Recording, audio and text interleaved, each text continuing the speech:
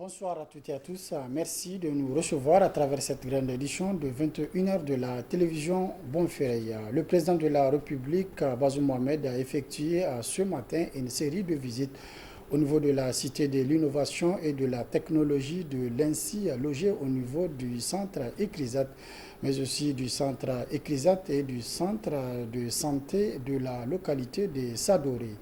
À cette occasion, ils étaient nombreux à effectuer le déplacement. Au terme donc de cette visite, le président s'est dit entièrement satisfait de cette visite. Plus de précisions dans ce compte rendu.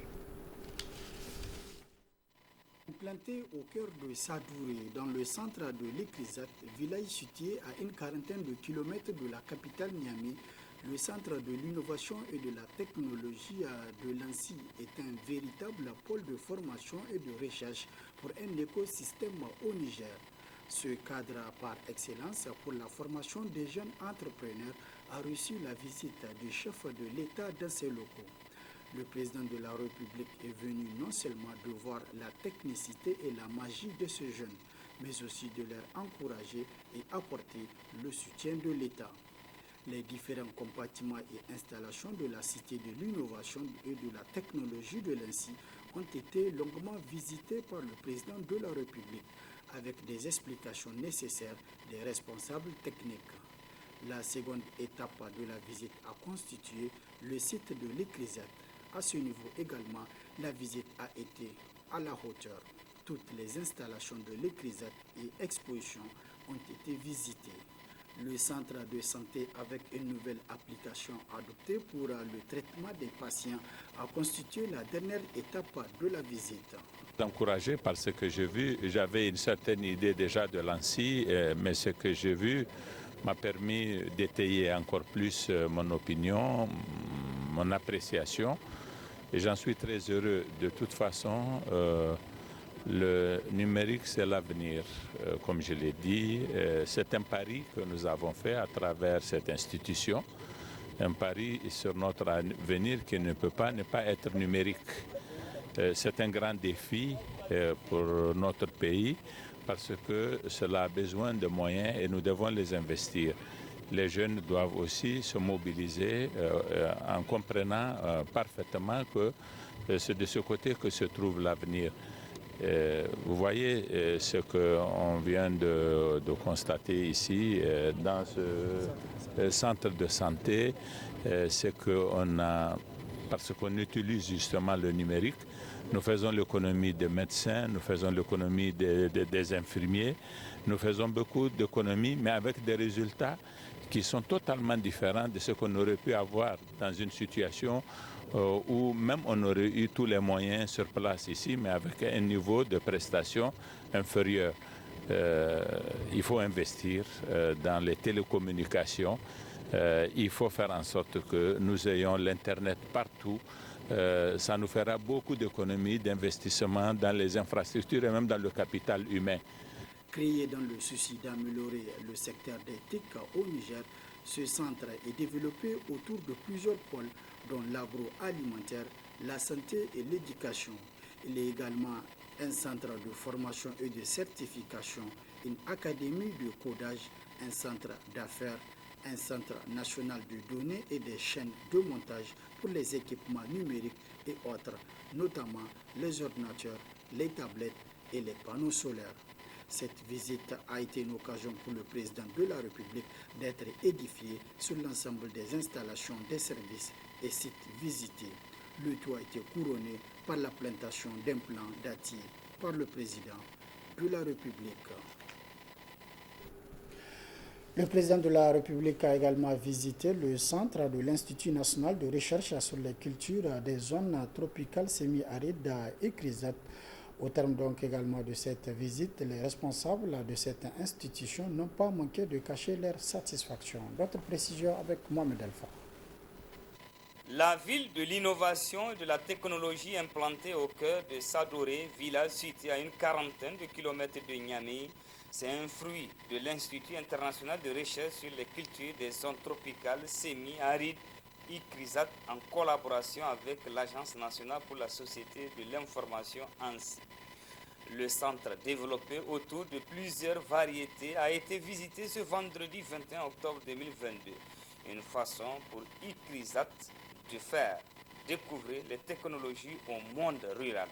L'ICRISAT est là depuis presque 40 ans au Niger et il y a des technologies qu'on a développées, certaines sont disséminées, d'autres encore sont dans nos tiroirs. Et grâce à cette visite et à l'appui que l'État nigérien va nous apporter, on pense encore atteindre beaucoup plus de populations cibles afin que la productivité soit augmentée, mais aussi qu'on essaie justement de réduire les effets des changements climatiques qui est en train de rendre encore nos populations plus vulnérables. Donc nos nouvelles technologies justement tiennent compte de cette précarité, de cette vulnérabilité des populations afin qu'on justement on essaie d'augmenter leur résilience pour qu'ils puissent encore mieux vivre.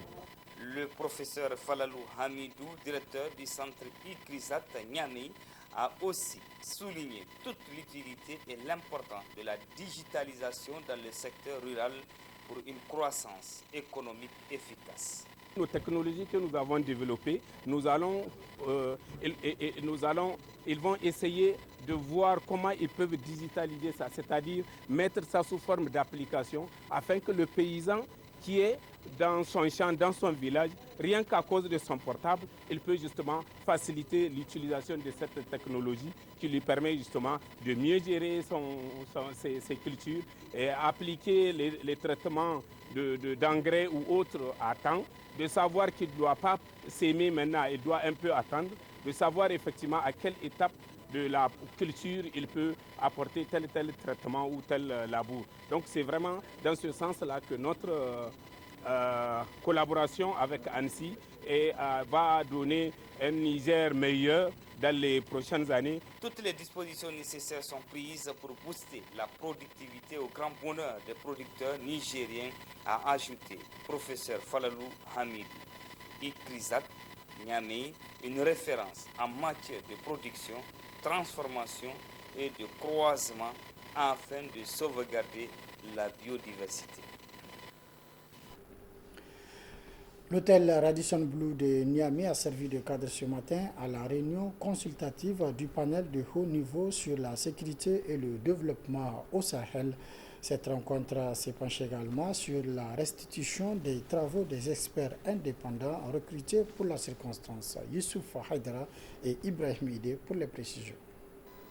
Évaluer les stratégies sécuritaires et du développement des pays du Sahel, c'est la mission assignée à ce panel indépendant de haut niveau sur la sécurité et le développement au Sahel. Le panel indépendant de haut niveau examinera d'une manière précise les défis institutionnels, climatiques, démographiques et bien d'autres auxquels les pays du Sahel font face. Comme vous le savez, pour faire face à tous ces défis, les différents États de l'espace ont leur stratégie. Ils ont également des partenaires qui ont également des stratégies pour les accompagner.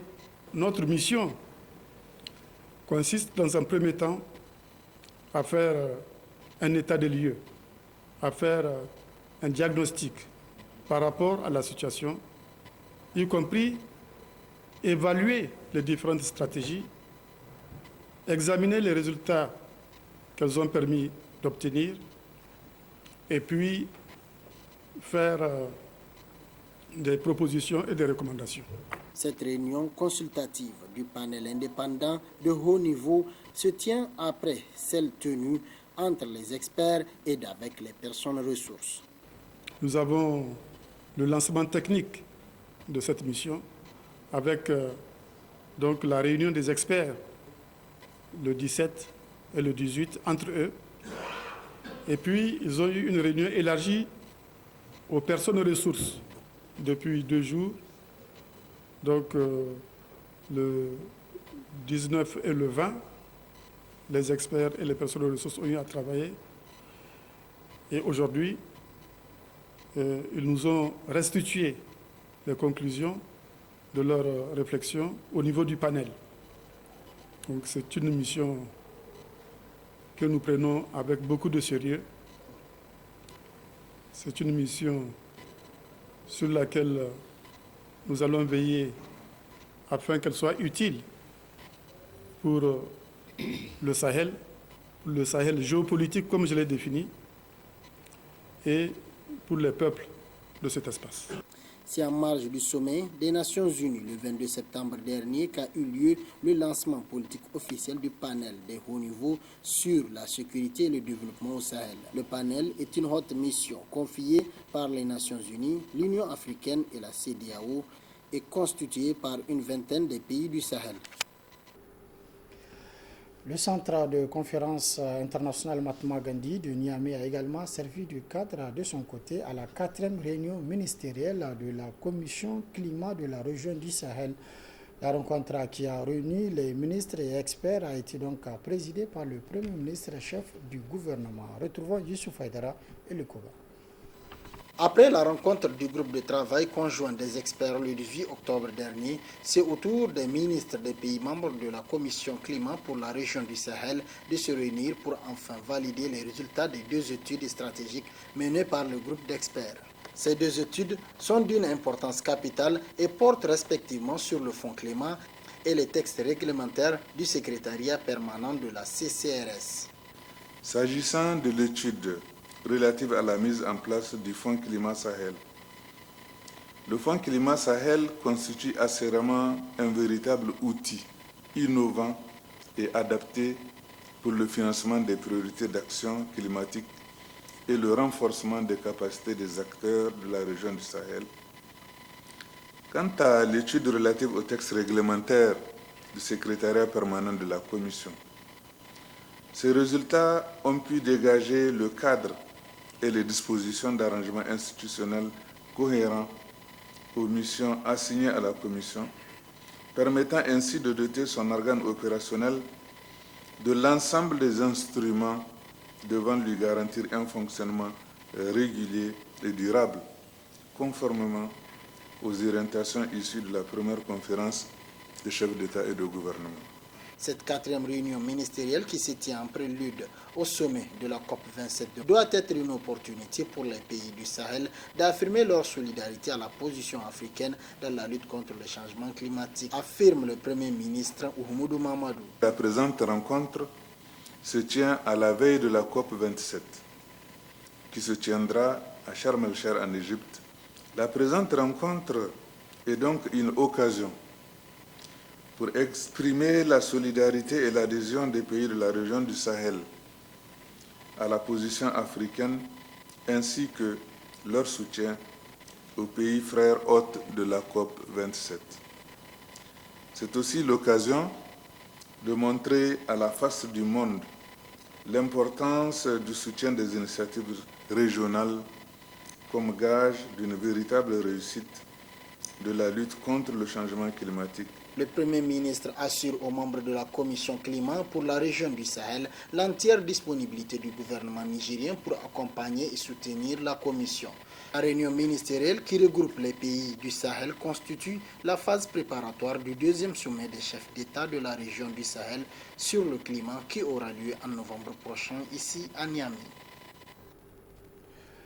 Autre aspect de cette édition, ouverture ce matin au siège de la Commission du climat pour la région du Sahel de l'atelier de renforcement des capacités des acteurs CDN des pays membres de la CCRS sur le thème mobilisation des ressources additionnelles pour accroître la rentabilité des projets sobres en carbone. La rencontre a donc regroupé les experts venus des 17 pays membres du CCRS, institution régionale née de la volonté des chefs d'État africains par le Sahel plus résilient. Plus de détails avec Ablaziz Mamadou et Ablaziz Jibrilla.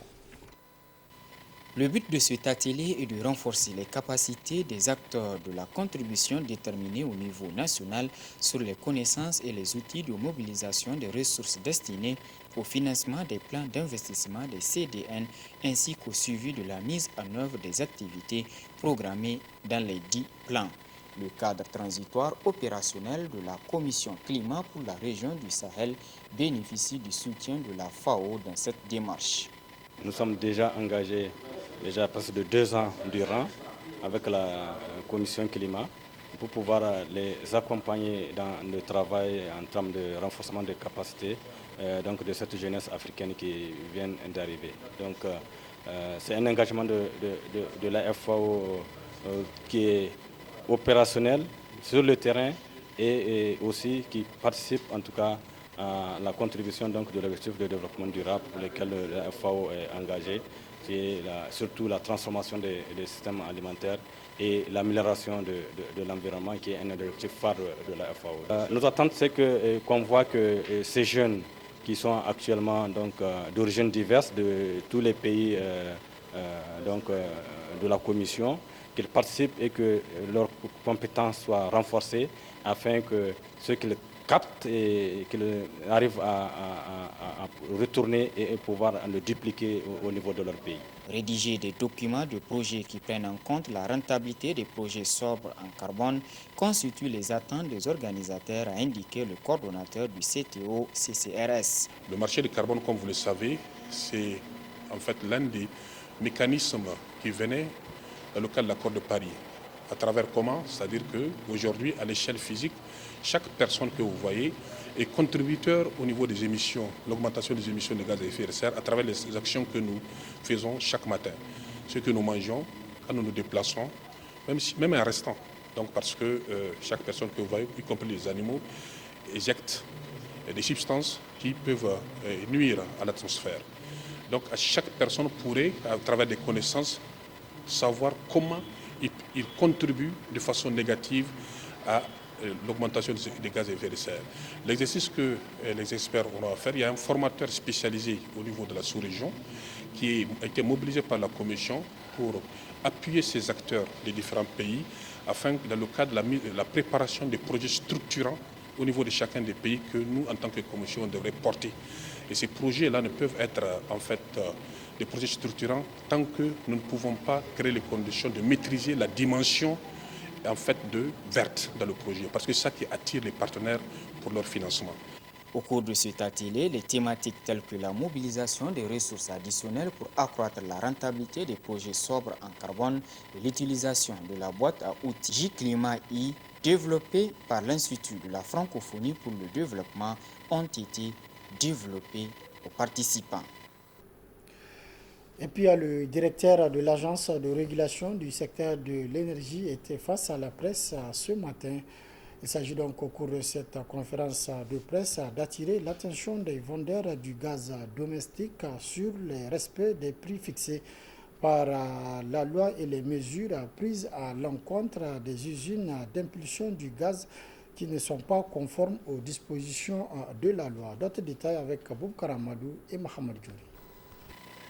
L'autorité de régulation du secteur de l'énergie à travers la direction sectorielle des hydrocarbures, plus que jamais déterminée et engagée à amener les centres d'impulsion, les grossistes et les détaillants à se conformer à l'arrêté numéro 008 du 4 février 2021 fixant les prix de vente du gaz domestique. À cet effet, elle a eu à rencontrer à plusieurs reprises les acteurs concernés, effectuer des visites terrain et mettre en place des dépôts mixtes de vente du gaz un peu partout dans la ville de Niamey. Malgré toutes ces dispositions, les consommateurs ne cessent de se plaindre du contenu et du prix de la bouteille. Face à cette situation, une mission terrain a été effectuée au niveau des centres impulseurs de la capitale. Cette mission a détecté plusieurs anomalies qui ont conduit à la fermeture de certaines usines et infligé des sanctions pour d'autres. Nous avons commencé par les centres impulseurs. Il faut dire que au niveau des centres impulseurs, sur 7 centres impulseurs visités, il y a 3 qui ont été fermés et 4 n'ont pas été fermés, qui ont été amendés mais non fermés. Certains ont été amendés et fermés. Qu'est-ce qui s'est passé pour ceux qui sont fermés?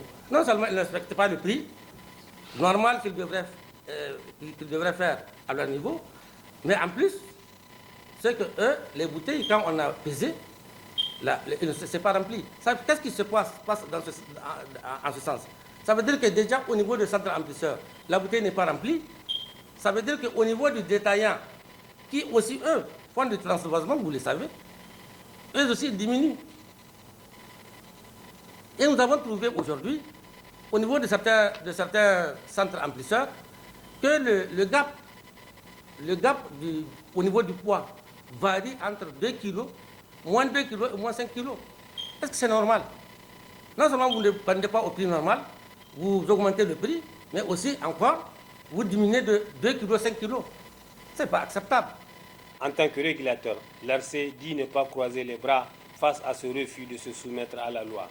Donc la bouteille de 12,5 kg, c'est 3 750. Celle de 6 kg, c'est 1 800. Et celle de 3 kg, c'est 900 francs. Mais vous avez l'habitude d'acheter, vous êtes des consommateurs. Vous avez vu comment les prix ont flashé. Donc on avait dit qu'on ne peut pas continuer, nous en tant que régulateurs, de regarder cet état de fait. Parce que quand vous partez avec votre véhicule à la pompe, est-ce que une station X fait un autre prix que la station Y? Non, c'est régulé aussi. L'essence est régulée. Les prix sont les mêmes partout. Mais ici, c'est qu'à Niamey, les prix sont régulés, mais ils ne sont pas les mêmes. D'un point à un autre, vous pouvez trouver des prix disparates. Ce qui n'est pas acceptable. L'ARC agit ainsi en faveur de l'État, des vendeurs et des consommateurs. C'est pourquoi elle appelle ces derniers au respect strict du prix et du contenu de la bouteille initialement fixé par la loi.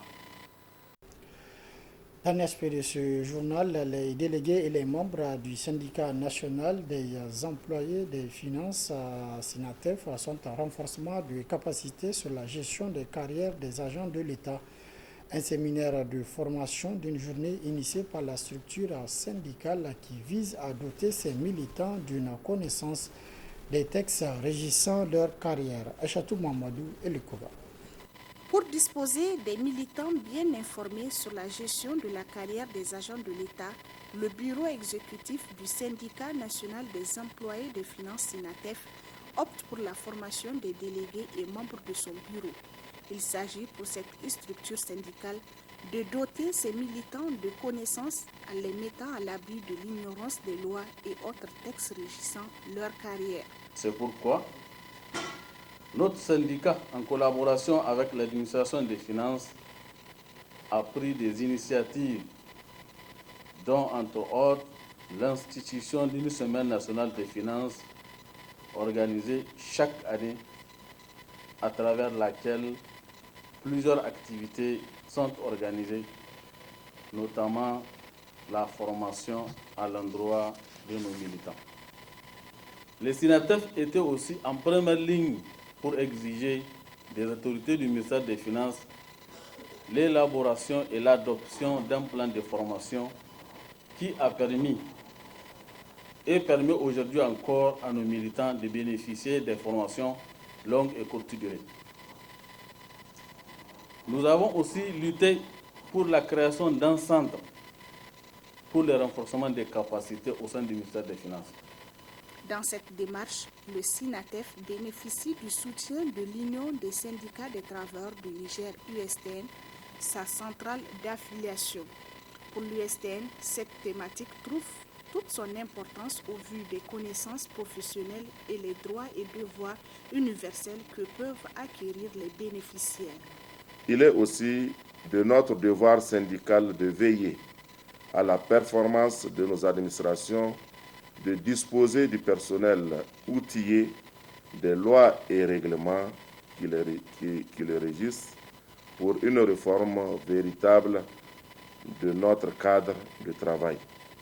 À travers la formation, vous serez outillés des thématiques qui vous seront dispensées durant cette journée de travaux.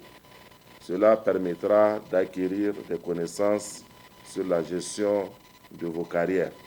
Soutien également du côté de l'administration du ministère en charge des Finances qui déjà s'est lancé dans la formation de ses employés. Je ne doute pas un seul instant que les syndicats ont un rôle très important à jouer dans le cadre du bon fonctionnement de nos services, en ce sens qu'ils sont des partenaires, des représentants des agents auprès de l'administration. Du reste, il est aussi évident que si nous voulons réussir notre mission, une synergie d'action s'avère impérative.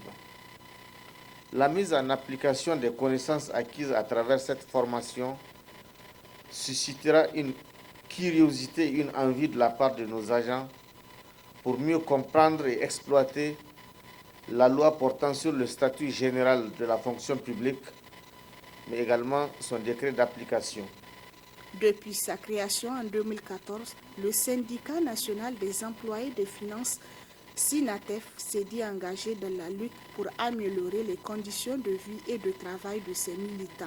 Ce séminaire de formation sur la gestion des carrières des agents de l'État intervient comme un devoir accompli.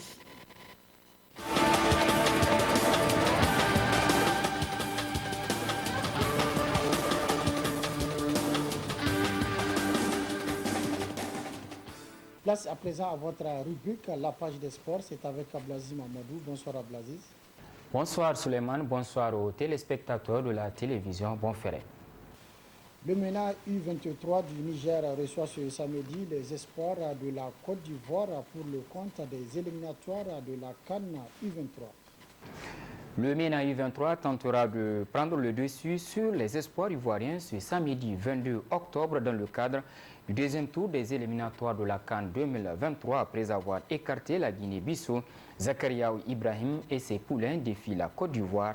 La même équipe victorieuse lors du premier tour est sur place, renforcée par l'arrivée de quelques joueurs dans la sélection. Cependant, on note l'absence de Philippe Boué de France, Ismaël Mahamadou de l'Espagne, Abdourahim Alassane Bonkano pour des soucis administratifs. Le capitaine de l'équipe, Abdelmoumouni Daroukoum, lui, ne sera pas aussi de la partie et essaie de se remettre de sa blessure.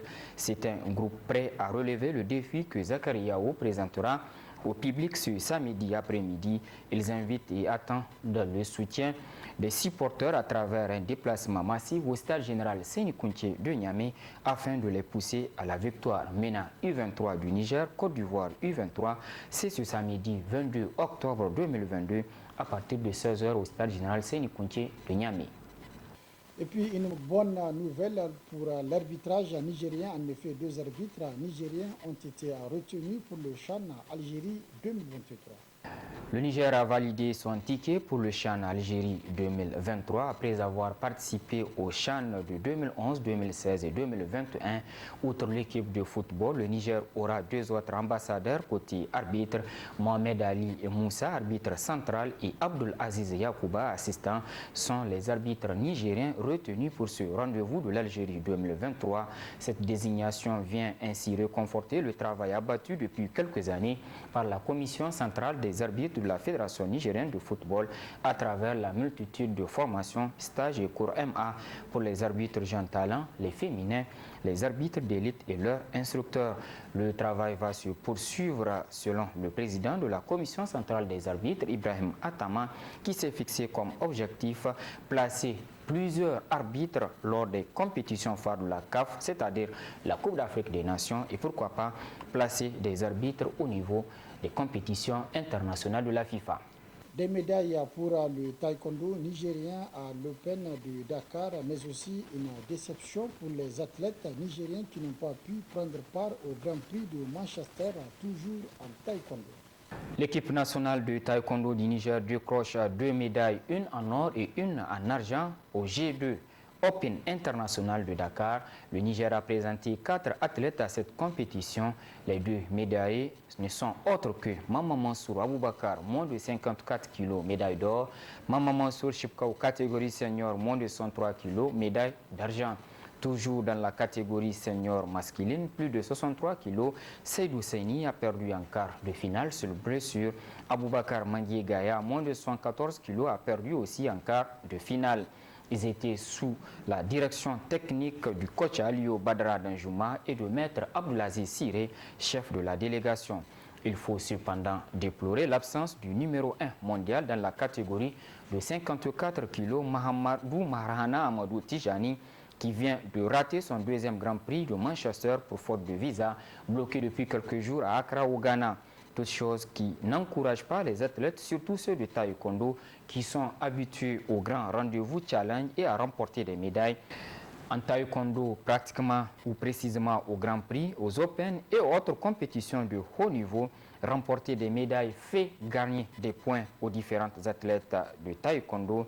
Marhana Amadou Tijani, numéro 1 mondial, risque de perdre sa place et cela n'encourage pas du tout à deux semaines seulement du championnat du monde de taekwondo Mexique 2022. Et puis enfin, en lutte traditionnelle début des éliminatoires au niveau communal et départemental pour le prochain sabre national d'IFA 2023. Le comité d'organisation de la 43e édition du sabre national de lutte traditionnelle a été officiellement installé le week-end dernier. Les missions et les attentes de DIFA 2023 ont été exprimées aux intéressés par le ministre en charge de la jeunesse et du sport, Sékou Doro Adamou.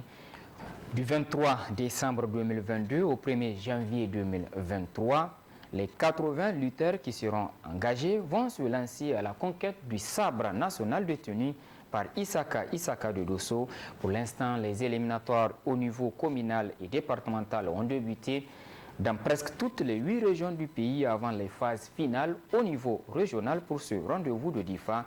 Pas de notification et de changement apportés ou annoncés au Code national du sabre de lutte traditionnelle. On reprend et on recommence avec les mêmes articles avec comme défi mieux organiser le sabre de DIFA et c'est possible selon le ministre en charge de la jeunesse et du sport. Voilà, merci donc à Blazim Amadou pour toutes ces précisions. C'est également la fin de cette édition. Merci de l'avoir suivi à toutes et à tous. Prochain rendez-vous de la rédaction demain à partir de 12h30. Très bonne réception. Au revoir.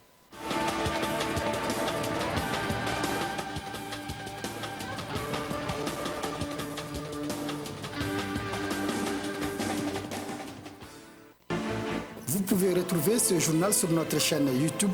Tapez Bonferré TV.